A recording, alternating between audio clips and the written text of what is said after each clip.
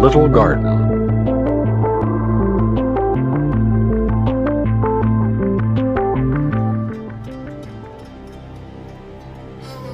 It is only the awareness of the body that makes love seem limited, for the body is a limit on love.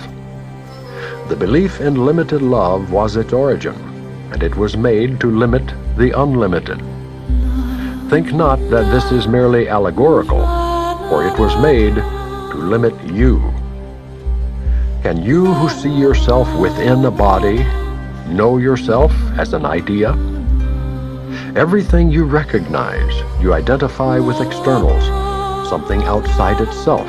You cannot even think of God without a body, or in some form you think you recognize. The body cannot know, and while you limit your awareness to its tiny senses, you will not see the grandeur that surrounds you. God cannot come into a body, nor can you join him there. Limits on love will always seem to shut him out and keep you apart from him. The body is a tiny fence around a little part of a glorious and complete idea. It draws a circle, infinitely small, around a very little segment of heaven, splintered from the whole, proclaiming that within it is your kingdom, where God can enter not. Within this kingdom the ego rules, and cruelly. And to defend this little speck of dust, it bids you fight against the universe. This fragment of your mind is such a tiny part of it that could you but appreciate the whole, you would see instantly that it is like the smallest sunbeam to the sun, or like the faintest ripple on the surface of the ocean. In its amazing arrogance, this tiny sunbeam has decided it is the sun. This almost imperceptible ripple hails itself as the ocean. Think how alone and frightened is this little thought, this infinitesimal illusion, holding itself apart against the universe. The sun becomes the sunbeam's enemy that would devour it, and the ocean terrifies the little ripple and wants to swallow it. Yet neither sun nor ocean is even aware of all this strange and meaningless activity. They merely continue, unaware that they are feared and hated by a tiny segment of themselves. Even that segment is not lost to them, for it could not survive apart from them. And what it thinks it is in no way changes its total dependence on them for its being. Its whole existence still remains in them. Without the sun, the sunbeam would be gone. The ripple without the ocean is inconceivable.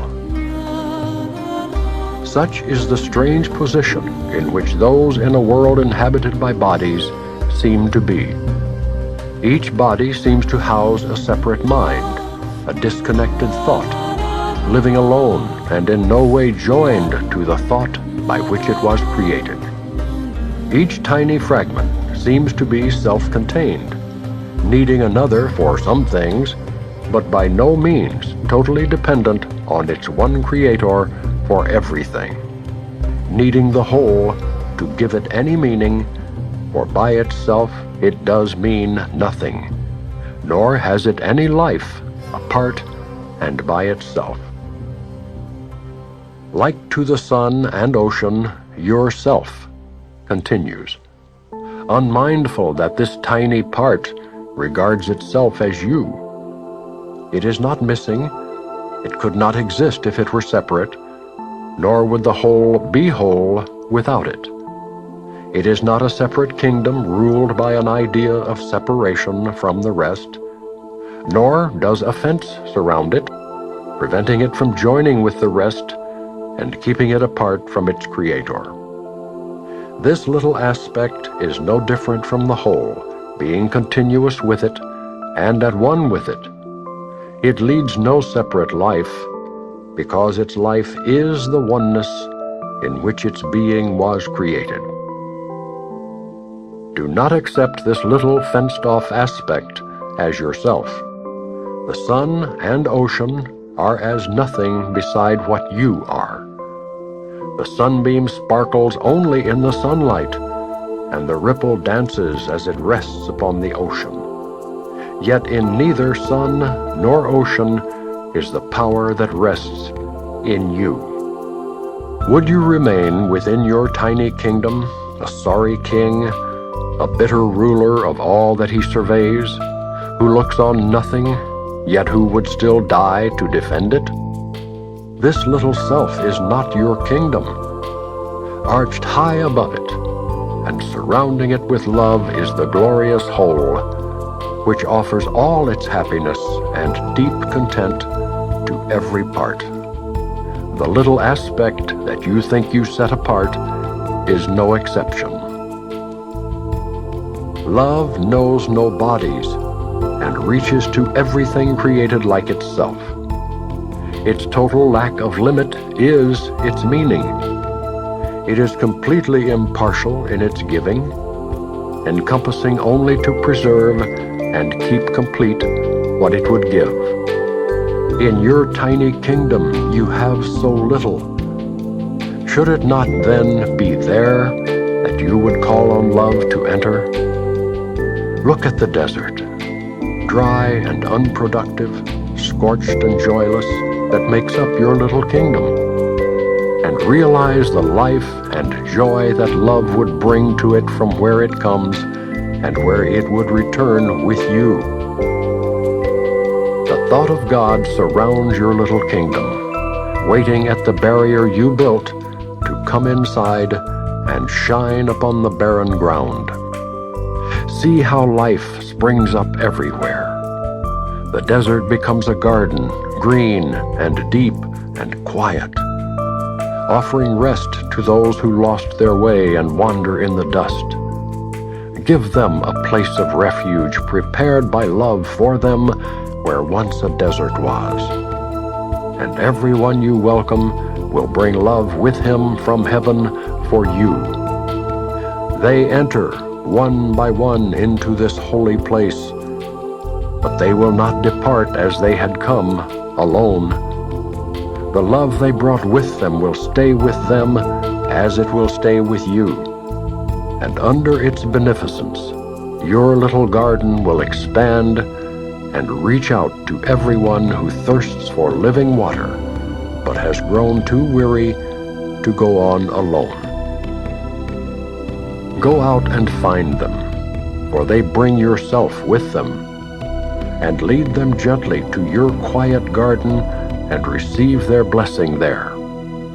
So will it grow and stretch across the desert, leaving no lonely little kingdoms locked away from love and leaving you inside. And you will recognize yourself and see your little garden gently transformed into the kingdom of heaven, with all the love of its Creator shining upon it.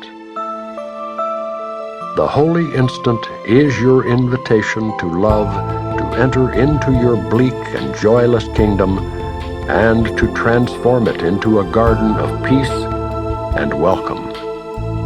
Love's answer is inevitable. It will come because you came without the body and interposed no barriers to interfere with its glad coming.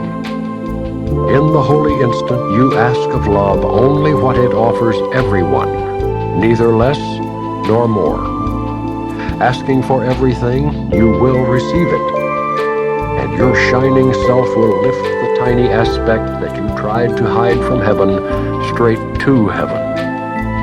No part of love calls on the whole in vain. No Son of God remains outside his fatherhood.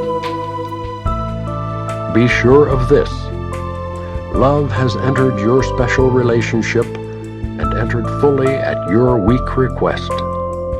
You do not recognize that love has come because you have not yet let go of all the barriers you hold against your brother. And you and he will not be able to give love welcome separately. You could no more know God alone than he knows you without your brother. but together you could no more be unaware of love than love could know you not, or fail to recognize itself in you. You have reached the end of an ancient journey, not realizing yet that it is over. You are still worn and tired, and the desert's dust still seems to cloud your eyes and keep you sightless. Yet he whom you welcomed has come to you and would welcome you. He has waited long to give you this. Receive it now of him, for he would have you know him. Only a little wall of dust still stands between you and your brother. Blow on it lightly and with happy laughter, and it will fall away. And walk into the garden love has prepared for both of you.